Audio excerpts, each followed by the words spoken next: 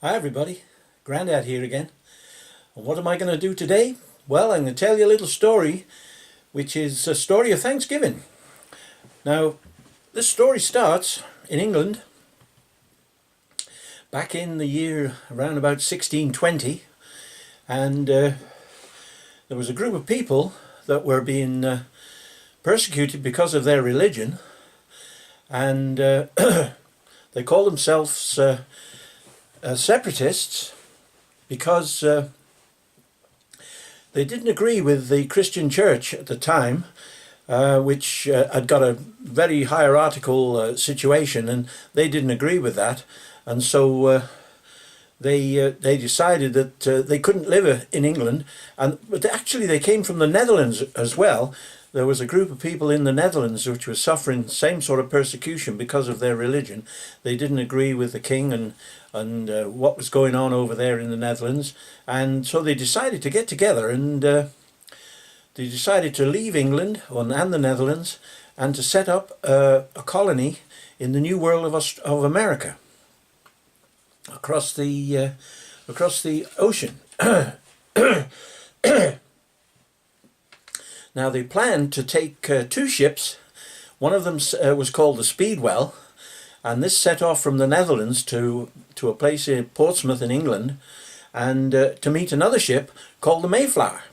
Now the Mayflower ship is the one that I'm actually going to talk about, because sadly the Speedwell was in a bit of a poor condition, and it leaked very badly. But they tried to patch it up, and the two ships set sail from England, Portsmouth in England, on I think it was the 11th of November 1620, to head to America. But the Speedwell began to leak very badly. They only got about 300 miles, I think, from shore, and they had to turn back because the Speedwell was leaking, and so they turned back and did some running repairs on the Speedwell. But unfortunately they set sail again, and this was some time later, and they set sail again, but the Speedwell again began to leak, and so they decided to return to England, and they decided not to take the Speedwell, and they only decided that they would go ahead and sail away in the Mayflower. Now, this Mayflower ship, which I've got here, is one of my models which I've made. Now, originally I got this model, this kit, and I've got the box here that came in. I bought this kit, and originally I didn't think it was very good, and therefore I put it on one side and didn't make this ship, and so it's been sitting in a cupboard in my house here for about 10 years. But I decided I'd make a video about it, and that I would actually make this ship. Now I've actually done it, and to be honest, I'm quite pleased with it. Now I'll bring the ship in now, before I go on and tell you a little bit more about the voyage of the Mayflower. And here it is. Now I'll bring it over, I'll move the camera a little bit, and I'll bring it over so you can see this ship, and we'll look at it in a little bit more detail. Now, just turn the camera the right way around. There we are. Now then, this is the ship, the Mayflower, and it's quite a big ship. I mean, it was 100 feet long, apparently, from end to end. And as I say, this model, I didn't think it was very good, but I'm quite pleased with it, simply because the ship is actually made of wood, not plastic, which is my usual ships are made of plastic, but this one is actually made of wood. Now, I don't paint ships, but this one came painted already, and I didn't think the painting was particularly good, but it's probably better than I could have done. And it's also varnished. Now it's got cannons all the way along the side. Now I don't know whether they were expecting to get pirates or anything, but it's got 5 cannons on either side of the ship sticking out, and the rigging is quite intricate.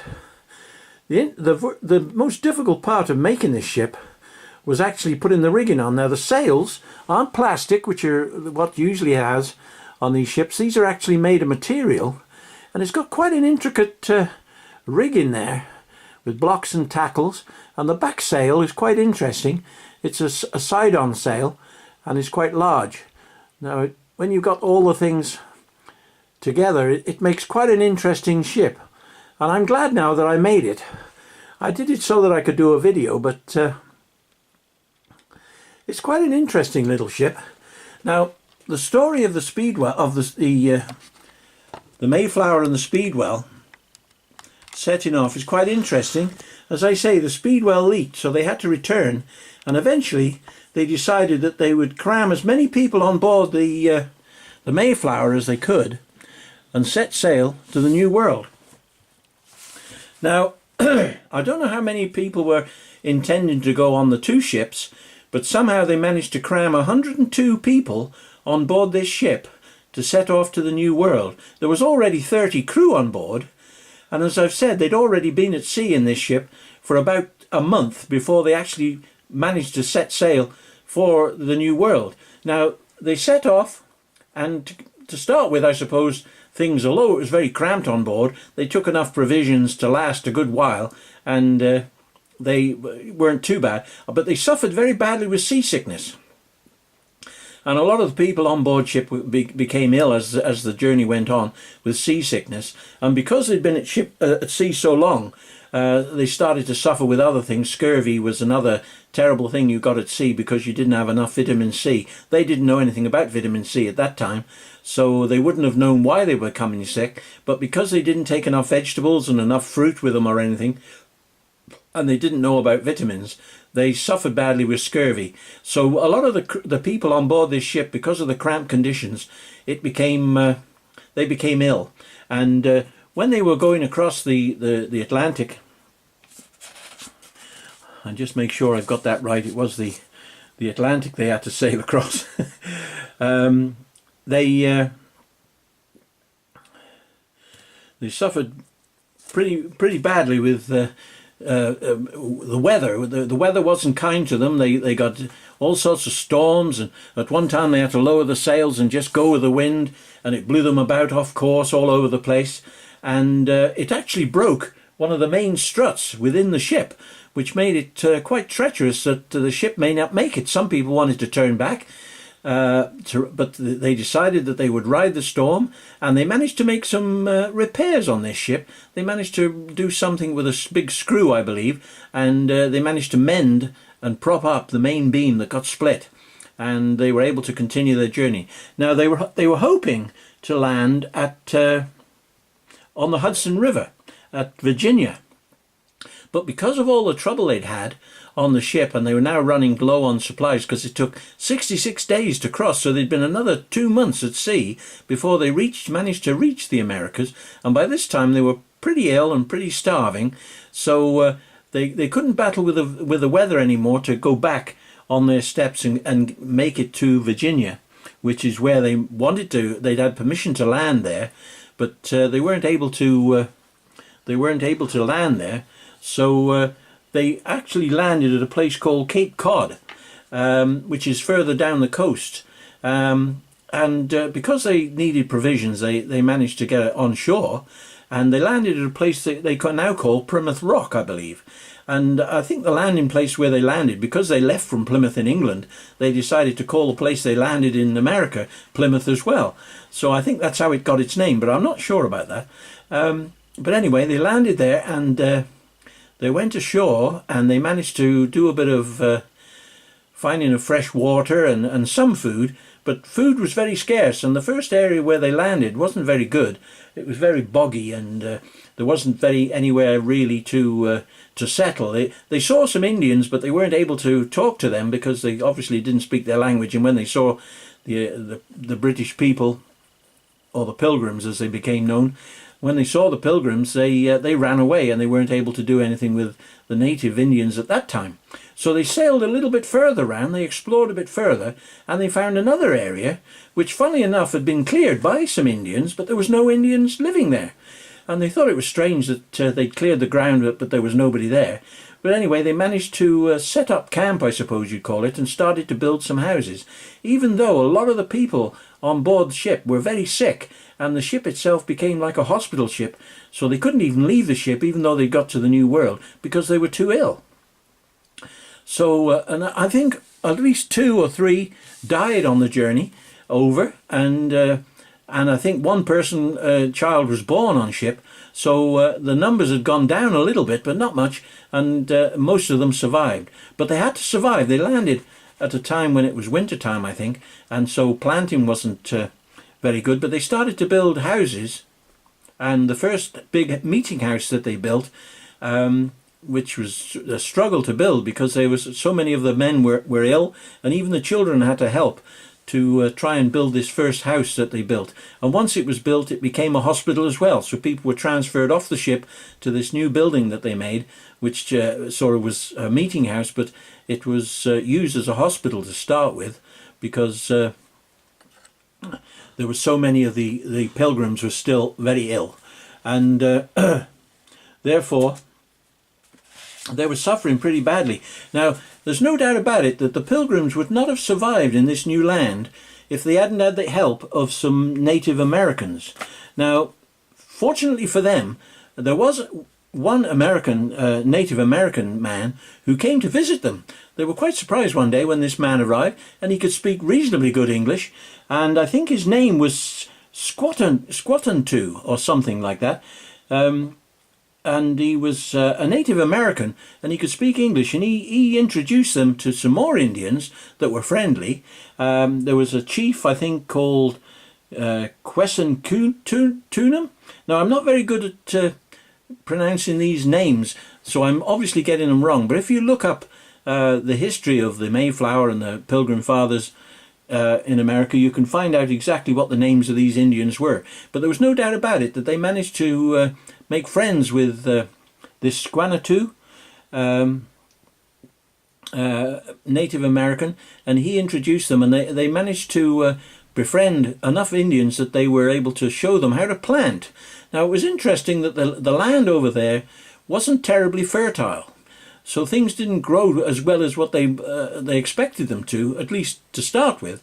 But because they talked to the American Indians, they had a secret, well, not a secret way, but they had a very interesting way of planting seeds.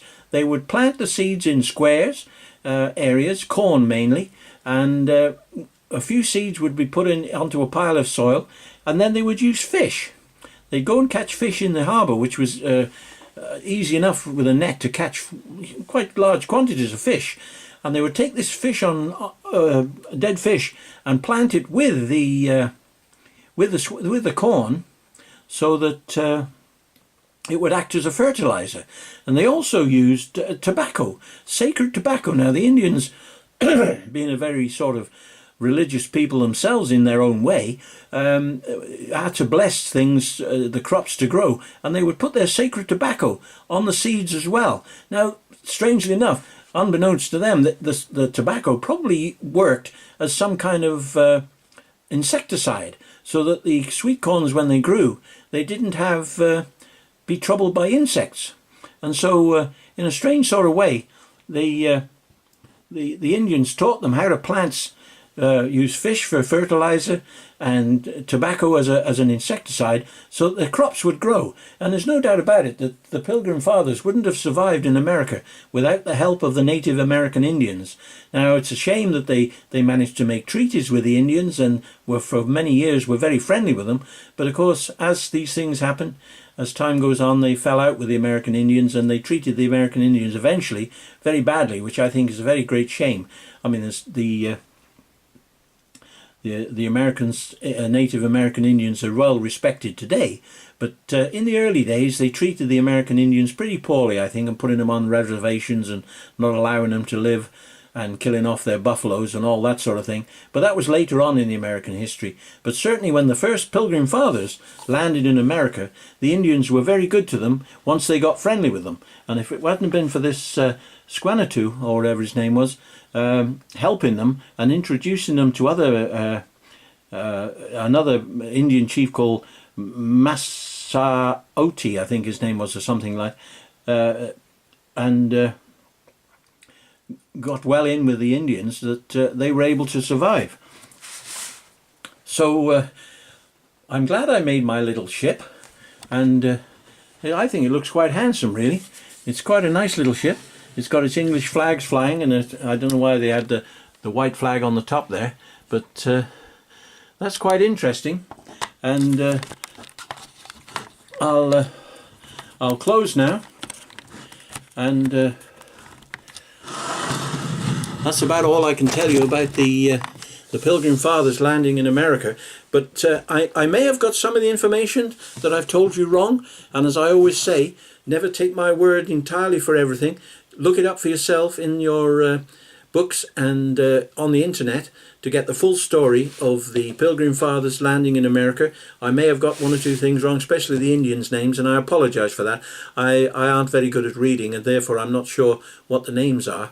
But it's certainly a very interesting story of the Pilgrim Fathers, and even today they have Thanksgiving for the day when the Pilgrim Fathers landed on Plymouth Rock in America. Well, that's my story of the little Mayflower ship. I hope you enjoyed it.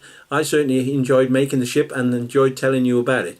But until next time, that's Grandad signing off as usual and saying bye-bye now. Bye-bye.